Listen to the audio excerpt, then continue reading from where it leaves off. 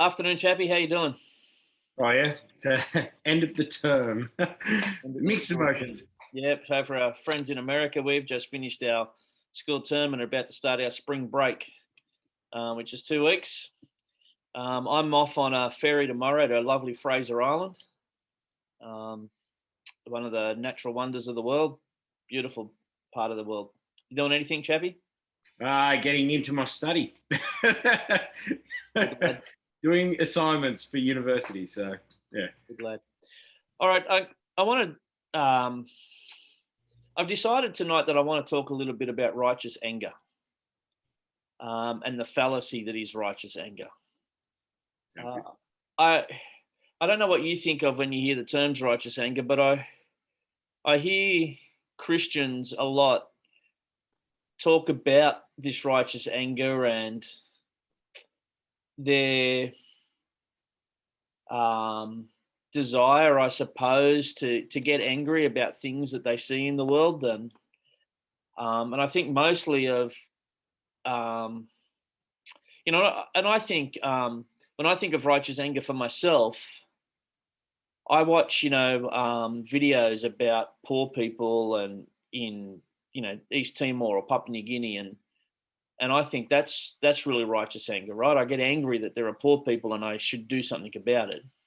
Mm. Uh, but I'm going to talk to you about a Bible verse, an event in the Bible now, which I think a lot of Christians misuse Mm. to justify what they consider to be righteous anger. Okay. Uh, they So what we'll start with we'll get into the story or the event first. So I'm going to share my screen with you so you can see the Bible verse. Yep. Uh, Share it.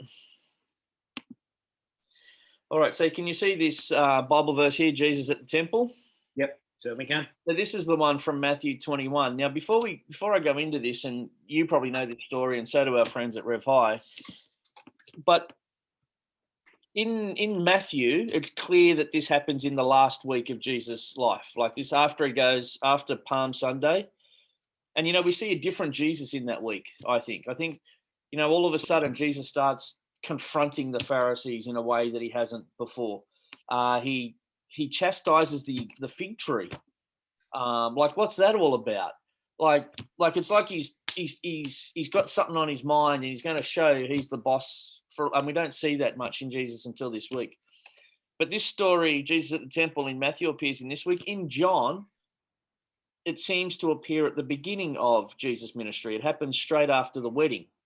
Mm. Now, John doesn't actually say it happens after the wedding, but that's where it fits in his narrative. So whether John doesn't care about timelines and he just sort of throws it whenever he wants, which is what I think happens, or whether Jesus does it twice or whatever, I don't know.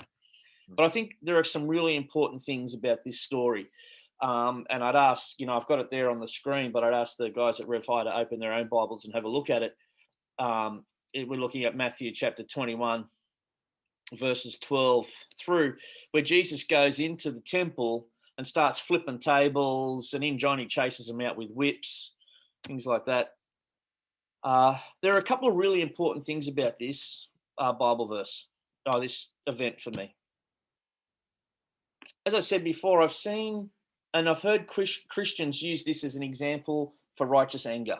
When they get angry about something in the world, they go, well, Jesus got angry. It's righteous anger. And the type of thing I'm talking about is, and in Australia, we've had some very famous, very right-wing evangelist type people who will throw tomatoes at abortion clinics, or they'll line up and they'll march into the teeth of a gay Mardi Gras, and they'll make their stand, and I'm not sure that they've got the point. And when they talk about it, they say, "Oh, well, Jesus saw this and he confronted the things that he saw." Two really important things with this story for me. The first one is there's a lot of evil in the world in which Jesus lives. Mm. So there are still Vestal virgins in this time. So there are still cults regularly using 12 and 13-year-old girls and raping them and using that as a religious act. in the Mediterranean world. The Greeks are still using, the Greek men are still using pedophilia as a way of appropriate pleasure in this time. And it strikes me that Jesus doesn't go after all them and start flipping up tables, but he goes to the temple where the religious people are. And I wonder why. Why is that? Why is he not attacking the evil that exists in the world in this way, but he's attacking the people in the temple in this way? The second thing that strikes me is this. The disciples are with him. In this one, it's not as clear that the disciples are with him, but in the other versions, it says that when he speaks, the disciples are reminded of his zeal. The disciples are reminded of what the Bible says about him as being a person of zeal and anger. And I think to myself, what's stopping Peter and Simon the Zealot from getting involved in this melee, in this fracas? Like, if I know anything about Peter, the rock, it's he's not afraid of a bit of a Barney. Like, he's the guy that chops the ear off a priest's servant in the garden. But something here is stopping Peter from getting involved. Something here is stopping Simon the Zealot, who by very nature was a rebel and an aggressive man. Something's stopping these guys from getting involved. And I think it's this. Jesus, and a part of my belief, and this comes down to doctrine, but Jesus was equally God and equally man. Therefore, sometimes when he acts as God, and sometimes when he acts as man. And we go, well, how do we tell the difference? How can we differentiate when Jesus is acting as God and when he's acting as man? I think most often he acts as man. And I think one of the ways we can tell is that when he acts as a man, he says to the disciples, now you go do likewise. And if he doesn't say to the disciples, now go do likewise, what we see in the Gospels is the disciples doing the same things as him later on. So we see Jesus feed the hungry. We see the apostles feed the hungry. We see Jesus heal the sick. We see the apostles heal the sick. We see Jesus raise the dead. We see the apostles raise the dead. We see Jesus flip the tables in the temple, and the apostles don't do the same thing. He doesn't say, go do likewise. In fact, they stand and watch him do it at the time. And here's what I think. I think when Jesus flips the temples, he's acting as God. And he says here, it is written, he said to them, my house will be called a house of prayer. So he's walked into the temple and said, this is my house, and you won't do this in my house. He's actually claiming the sovereignty of God in that space. And I think that this type of righteous anger, the right to confront in this way and to make whips and to flip tables and to be angry, that's God's right. He doesn't ask us to do that. He asks us to feed the hungry, heal the sick, and raise the dead. And those things are all much harder than standing in a picket line throwing tomatoes at young girls who want to get abortions. And I think too often modern Christians take the easy line, which is the let's get angry, let's stand and jump up and down. That way, if I get angry, I don't have to show compassion. I can just get angry. And I think and you've heard me talk about this before, Chappy, you've heard me talk about the fact that Christians often read the Bible and use it to justify what they already believe. So when this story here is about the sovereignty of Jesus, it's not permission for us to go and make people feel bad about their sin or to attack them or to confront them. Do I believe we need to confront things in people's lives? Of course I do, but in a gracious, compassionate way, and we leave this type of anger to Jesus. Now, I think the reason I've been thinking about this, the reason I wanted to bring this up today, Chappy, because I've had a few battles in the last couple of weeks, and my temptation, the temptation in me, is to flare up. I'm a flare up type of guy, aggressive type of guy, and the temptation is to go, well, Jesus is allowed to get angry. Jesus gave us the example. People are doing the wrong thing. People are hurting people I care about. People are hurting me or attacking me. So I have a right to get cranky just like Jesus did. but I need to remember that actually Jesus doesn't call me to this. Jesus calls me to love my people, to love the people around me as he loved me, which is to show grace. Not this story, this Jesus at the temple. This is about Jesus and his sovereignty. This is saying that Jesus is God. It's not permission for me to lose my temper and jump up and down. And I've been reflecting on that this last couple of weeks with my own little things and going, hey, Derek, you need to just remember to show grace in these spaces and not let the enemy take a foothold by losing your temper and using the Bible as evidence or as a justification for bad behavior. So that's what was on my mind, Chappy. What do you think? I've always loved this story because, like you, I've had so many people misquote, misuse, justify their position based on one moment within Jesus's life. They've taken this one phrase and made it normative for the human experience, and it grieves me because here is a moment of Christ's zealous nature about the things that belong to him. Like you were saying, it's his house. He's declaring this, hey, this temple is mine. And even more so, he's speaking to his body as well. You know, he's in some of these narratives, you hear him talking about how the temple will be destroyed and rebuilt. You know, his zeal is not just for the temple, but for what the temple stands for, his body. And so, you know, this verse has always fascinated me, that it justifies a moment of anger. And we see, and we always perceive that in this moment, Jesus gets full of anger, this moment of where he's just, you know, hostile and powerful. But it's funny because the verse that he references talks about zeal, which isn't necessarily an emotive term of negative emotion of anger and hostility towards something, but passion and energy towards maybe a goal or something. The other thing I point out sometimes, Chappy, is when people say Jesus lost his temper here, I go, did he really? Did he really lose his temper? Here's a guy that was at creation and is part of creation. Here's when he's in the wilderness, the enemy says to him, you know, you can call the armies, you can call you can call angels to come and, you know, protect you. They won't let your feet be cut on the ground. And you know what? I think if Jesus lost his temper, he wouldn't be flipping tables with his head. Like Gandalf had nothing on him, right? For me, I think he comes with a hard discipline to the people. Yeah. And I think he lets himself flare up so that they can see his sovereignty and his power. But he doesn't unleash his temper. He doesn't lose control of his abilities and his powers and go, here, I'm going to take you guys down.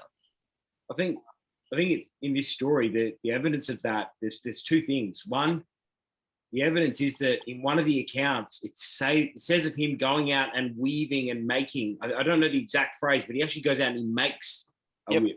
In John, so I'll pull that up. So he actually goes and makes one. Now, I don't know about you, but in those moments over the last couple of weeks, when you've been absolutely frustrated, you wanted to just let rip, would you have done what Jesus did and walked away, gone and spent some time doing some art and craft, and then still come back and done what he did? I mean, that's fascinating because this doesn't give the permission to let loose with anger straight away. It says, okay, well, if you're going to take it somewhere, go away, spend some time doing some art and craft, then come back. And if we were to take it anyway, you can say at that point, okay, we could argue, yes, there's a chance for you to be angry. Yeah. But the next evidence that suggests that he didn't lose his temper is, and he was zealous but not angry, was with what he actually did. He flipped tables. He didn't flip people. He didn't mouth off at people. He went in, walked in, grabbed the thing that was creating the biggest problem, and he upturned it. Now we all think, flipping a table would be a pretty big deal. It is, but he didn't start yelling and screaming at people. He simply told them a Bible verse, and explained to them that his actions were out of zeal. So I think there are two evidence to suggest that he didn't lose his temper and he wasn't angry, and that if there was any sense of anger, I'm not convinced that it gives us the justification to go against other parts in Scripture that say you need to cast off anger, you need to get rid of it, you need to put the old self to death. That needs to go with Christ. And I suppose my point is this as well. Even if he does get angry, as I said before, he doesn't tell the disciples to do the same, and they just stand and watch. Yeah. He's acting as God in this situation. Let him be. and I think the lesson for us is he doesn't say to us, flip tables and make whips out of cord. He says to us, feed the hungry, heal the sick, raise the dead. And that's what he calls us to. And I think it's interesting that so many, so many good Christian scholars will use this Bible verse or this story as proof or as permission to go and confront evils that they see in the world in a way which is not gracious. But those same people will teach that the gifts of the Holy Spirit are dead, and no, we can't heal people, and and teach prosperity, and just teach things which are anti the Bible. Hey, Derek, sorry to interrupt, mate. Your microphone's gone dim. I don't know what's happening there. Sorry, mate. Let's see what's happening. Oh, yeah, I got you back. Yep, sorry. That's okay. So, yeah. So that was my point, that, this story is about the sovereignty of Jesus, not permission for us to get angry. God asks us to show compassion and grace and feed the hungry, heal the sick, and raise the dead. And they're all things which are much harder than this. And I think as mature Christians, we often take the easy way out, which is to say, well, I'm showing righteous anger. So just a thought, because you've got the conference is for some people that are going to go out and do some ministry. Yep. And they're going to be thrown these issues, hard issues like abortion, and whether you're pro-life, pro-choice, and they're going to be asked for their position. How does this verse help them in that pursuit of those questions that people will have when it comes to potentially either the Christians that they've seen on TV, like you said, who throw tomatoes at abortion clinics, or other extremes within Christianity?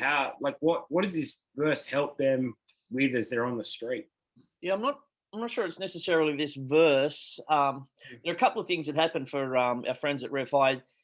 When they're on the street, they go with peanut butter and jelly sandwiches, and so for you and I, we say Jesus goes before us. They go, my peanut butter jelly sandwich goes before us, and that seems to soften. And so that they're going straight away with I'm not here necessarily to talk to you about that. I'm here to feed you. I'm here to make your life comfortable. And I think they're doing what God asked them to do, right? They're not going into the streets. They're going into Chinatown. And I don't know anywhere, Chappy, that Honolulu has the largest homeless population per head of capita in the world. And when they go into Chinatown, they're like the places at nighttime, homeless people everywhere. Now these guys, they don't go in to confront the things in their lives necessarily. They go to feed, they go to pray with, they go to make sure they're comfortable and got what they need and they're safe in that space. And I think that gives you permission in a lot of people's minds to have the conversation if it comes up. Yeah. And they'll get some training from the other guys on how to do that and what happens in the time. But I've always taken this attitude when people say to me, and I get young people say this to me a lot. Young people say to me, Mr. Hughes, what do you think about this controversial thing? What do you think about homosexuals getting married? Or what do you think about abortion? Or what do you think about, evolution? What do you think about this thing? And I say to them, well, I turn it back. What do you think? I say, but Mr. Hughes, I want to know what you think. And I say, well, here's the thing. I absolutely have my opinions on those things, and there's a good chance that they differ from yours. But that's okay. That doesn't, that's really not the important question. The important question is, what do you believe about who Jesus was and what he said he did? And they'll often say, oh, but Mr. Hughes, I want to be on this journey of Christianity, right? And I really like the Jesus guy that you talk about. But when I watch, hear about other Christians and, I read the Bible, I don't understand this about these things, these contentious issues. And I say, well, here's the thing. What you believe about those things is totally irrelevant until you make a decision about who Jesus Christ is. When you make a decision about who Jesus Christ is, you and him can work on those things. What he thinks about those things is much more important than what I think about them. So when you make a decision about that, then I can help you, but it'll be between you and God. It'll be between you and Jesus what you believe about those things and how that impacts your life and your lifestyle. And so, and then if they push me, I'll go, you know what? And look, Chappy, I'm 100% totally opposed to abortion, right? But I understand that no young girl makes that decision easily. And there's and so there's support that needs to be put into place and prayer. And rather than attacking them and telling them they're evil, especially after they've done the act which they're going to probably be sorry for most of the rest of their lives, it's about showing grace and understanding. But when kids ask me about those things, I tell them it's more important what they believe about Jesus is really what's important. And then him and them together can work on those things. Yeah. All right. I want to quickly now. How long have we been going, Chappy? Yeah, I think about 25. 25. All right. I want to very quickly share something else which sort of links on from this, if it's okay. I want to do a bit of a jump to the Beatitudes. So again, you, like our friends in Hawaii, have probably heard, read this Beatitudes over and over. And I was reading this one morning about 10 years ago, maybe a little bit less. And as I was reading through this list of things, it struck me that there's something more than a list happening here. I'm a strong believer that good authors never do things by accident. Every word from an author is chosen very carefully to fit a place. And good speakers and presenters do the same thing. You know what? And I think Jesus probably knew what he was doing when he was framing a presentation. I think Jesus probably knew what he was doing when he was putting words together. And I don't think these words have fallen by accident in this order. Bear with me, see if you agree with me. Blessed are the poor in spirit. Now, how many people in the world are poor in spirit and don't even know it? And this poor in spirit, this is where I see, the type of people that don't know Christ. This is where you are when you don't know Christ. And if you don't know that you don't know Christ, if you don't know that you need to know Christ, you'll be poor in spirit without even knowing it. The second verse of Amazing Grace says, "'Twas grace that taught my heart to fear."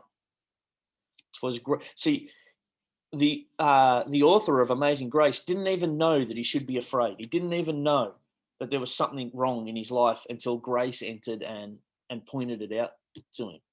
I heard, and this won't mean much to our friends in America, but our footballer, Israel Folau, he said the greatest day of his life was the day he realized he was going to hell. Because that's when he was able to do something about it. So we're poor in spirit. Then something happens which causes us to realize that we're poor in spirit. Grace touches our heart. We hear a message. Someone reaches out to us, whatever it is. Something says, hey, do you realize you're poor in spirit? And we realize what happens as a result of realizing we're poor in spirit. Well, we start to mourn. We start to go, oh no, I'm poor in spirit. And that brings a breaking of our spirit. That, we're poor in spirit. We don't know it. We realize it. We start to mourn. As a result of mourning, we become meek, or in other translations, humble. Mm. And it's not until, see, when we don't know we're poor in spirit, we walk around with an arrogance that says, I don't need that. But when we realize we're poor in spirit and we mourn, that brings into play a humility. And it's not until we get that humility that we're able to start thirsting for righteousness. It's not until we get that humility, that breaking of our spirit, that grace that taught my heart to fear part, that we're able to start going, well, what does righteousness look like? And this is the point where we start to look for salvation. This is the part where we go, Heavenly Father, enter my life. This is where we kneel at the cross. As a result of that, we start being merciful. As a result of our new salvation, we start to look towards mercy. We start, okay, well, I want to be merciful. I want to make the world a better place. You know, our faith without works and all that type of stuff. We start to read the Bible and go, I want to make the world a better place. Mm. And that, you know, but then there's still work to be done in us. And as we grow in our, because, you know, it's fairly rare. It's fairly rare for someone to kneel at the cross with their addictions and their sins and to stand up totally cured of all those things. There's a work to be done. There's a growth. There's a disciplining. There's a journey to go on, even after we kneel at the cross. And then, but as we start to grow in purity, as we spend more time with God, more time in the Word, we start to be more pure of heart. And then as we grow in that purity, we move on from just being merciful, which is sometimes a self-righteous mercy. Sometimes, you know, new Christians can sometimes, you know, I'm saved now, so I'll do good things. Mm. We start to move from that that self-righteous mercy into being real peacemakers. People who know how to take a hit on the chin and go, I'm going to cop it. People who know how to look people in the eyes when they have to. People who know how to, using God's discernment, confront things. People who know that we probably shouldn't be flipping tables, but we should be healing people and feeding the hungry and raising the dead. And then it's when we become a peacemaker. It's when we're in that stage of, you know, where we're really being effective for the kingdom. People are coming to the cross because of our work, and not because of presentations or speeches or big sermons, but just the way they live their lives. Mm. And you know, here's where I say, you know, put your hand up if you can think of a peacemaker or two in your church. And when I say that, pretty much everybody I say it to can think of one or two great peacemakers in their church. And then I think, isn't that sad that they can think of one or two and that they don't identify that all 100 people in their pews are peacemakers? But they're just all on their journey, right? And it's when you become that type of peacemaker that the enemy goes, hang on, there's something dangerous about this person. I need to do something, because that's when persecution becomes in because of the righteousness of the kingdom of heaven. And then blessed when people insult you, persecute you, falsely say all things evil against you because of me, Jesus says. So I see this as like a progression from our poor in spirit through to a more mature presence of God. And maybe it spirals. I don't know. I think I've mentioned it to you as a spiral. You know, we get poor in spirit and we just spiral, and we sort of go, it's not always in this order. It doesn't always happen slowly or fast. But I believe there's a progression here that Jesus is pointing out that takes us from being poor in spirit through to being a persecuted peacemaker, which is where Christ wants us to be, a joyful, persecuted peacemaker. And I would think that God would love very much for our pews to have a lot more joyful, persecuted peacemakers in them. And I think the reflection for me is where am I at this point in time in this spiral? Where are you at? Where are the people watching at? So that's my little take on the Beatitudes. What do you think? You know, when you put it like that, when you talk about a progression through it, you actually start seeing that, and you can see that progression. That, I mean, some people might think, is it an order of salvation? No, this is just a pattern of life, and it's a pattern that appears very, very true. I mean, how many times have I been in a position where, you know, it's been that I've needed to be humble, And through that humility, I've been able to then start thirsting and hungering after righteousness. I've had multiple times where that's been the case. And I think 100%, you see the progression for the poor in spirit to the mourning. I mean, we all started our journey in faith that way, but certainly throughout our faith, throughout our times, we get to a point where we realize we have been pretty poor in spirit. And oftentimes you want to talk about it almost like a cyclic event, You sit there and you realize people are insulting you and persecuting you and saying false things on account of Christ. And you suddenly turn to Christ and go, I suddenly realize I'm so poor in spirit. I need more of Christ in my life in these moments. And then suddenly you mourn. And it's a great look at the Beatitudes. It can often just be like Proverbs that we take as Proverbs, hit. But now we see a journey, and it's comforting to know that each one of those is in a set state. It's a stage in which you progress through. Yep. I've always been interested in the fact that the poor in spirit and the persecuted peacemakers, both of them, the kingdom of heaven belongs to them. Yep. And I think that's quite curious. Yep. That in that kingdom of heaven, you've got those who are poor in spirit and those who are potentially, in one sense, being those persecuted peacemakers for the poor in spirit. Yep. So I really like it. And it ties beautifully in with what we were talking about at the start, with Christ and going and turning tables. Talk about a persecuted peacemaker. I think he fits the bill 100% on that one. So, and that's what that's what he was, right? That's what Jesus was. He was the persecuted peacemaker. And I was going to start earlier by saying, when I used to talk to my dad about a lot of stuff, and I've spoken to you about my dad and the godly man he was, and what a blessing it was to be brought up by a godly man. And I said to my dad once, "What is righteous anger?" And he, in his own simple way, he said, "Well, I don't really know, except to say this.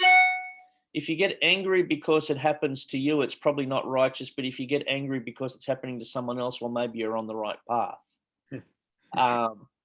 And I think there's something in that, right? And